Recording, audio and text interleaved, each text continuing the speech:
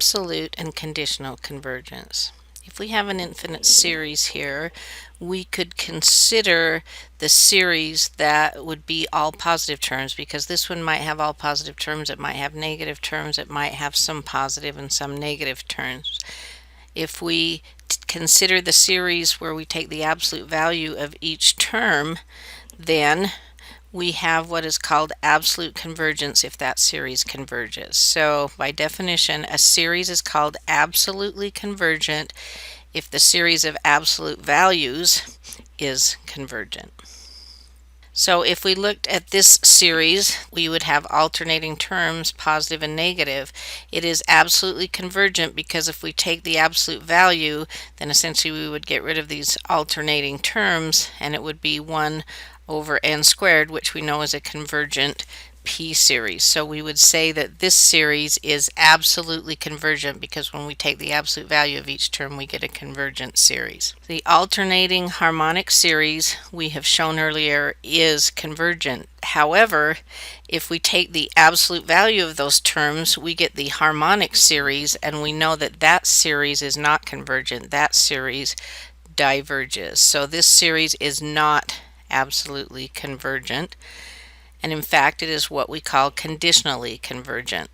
So a series is called conditionally convergent if it's convergent but not absolutely convergent. So the series converged, but when we took the absolute value of each term, that series did not converge. So that is called conditionally convergent. So basically we have this infinite series, and it's either going to diverge or converge, and if it converges, we can have either absolute convergence or conditional convergence. So we have the convergence theorem, which says if this series is absolutely convergent, then it is convergent. Now this theorem can be useful because maybe we have some negative terms in there, and remember that a lot of our tests required positive terms. The integral test, the comparison test, they require that we have positive terms. If we've got some that are positive and some that are negative, we cannot use those tests. But if we took the absolute value of each term and could show that that was convergent, then the series would be absolutely convergent, and this theorem says then it's convergent. So let's see a proof of this theorem so we can see why. So here we have an inequality that would be true because if we had a sub n, some term, and we added its absolute value, if this term happened to be negative, these would cancel out and we'd get 0, so that's a lower bound on this. If this term happened to be positive, we could add the 2 together, and so 2 times the absolute value of a sub n would be an upper bound on this. So that inequality would be true.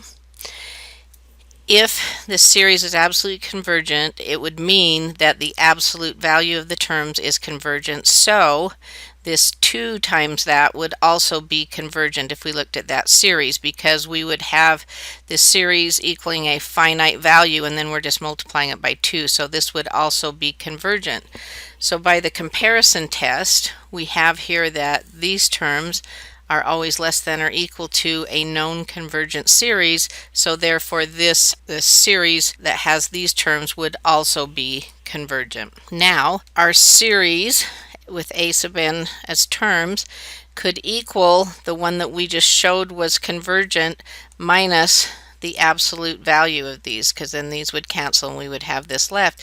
And we showed that this converged, we also showed that this converged, so each of these, the sums have a finite limit, and so if we take the difference of two convergent series, we are going to get a finite number, and therefore this series equaling a finite number would also be convergent. So if we wanted to determine if this series was convergent or divergent, I could not use a comparison test here because some of these terms could be positive and some could be negative. We know cosine values fluctuate between -1 and 1, and so a comparison test would not work. But if we took the absolute value of these terms, then we would have a series with positive terms, and therefore we could use a comparison test, and we know that these terms absolute value are going to always be less than or equal to 1 over n squared, because the largest cosine ever gets is 1, the smallest it ever gets is -1. So absolute value of this will be a value between 0 and 1. So this value will always be less than or equal to 1 over n squared. Therefore, by the comparison test, this original series is absolutely convergent and therefore convergent. This is what the terms of the original series looked like, and you can see there were some negative ones and some positive ones. It didn't alternate. There's a group here, negative went positive, then there's some negatives and so forth. And then this is what the sums look like, and they do converge. Now, if we looked at the convergence theorem again, we could consider its contrapositive, and contrapositives are also true, and we could get a corollary. The contrapositive is if not Q, then not P. So here is our Q, convergent, and here is our P, absolutely convergent. We're going to put knots on both of those, and then we're going to trade them places, and here is the contrapositive. If a series is not convergent, then it is not absolutely convergent. So if we know that a series is not convergent, there's no reason to check its absolute convergence. We know it is not absolutely convergent. So our corollary, series is not convergent, then it's not absolutely convergent.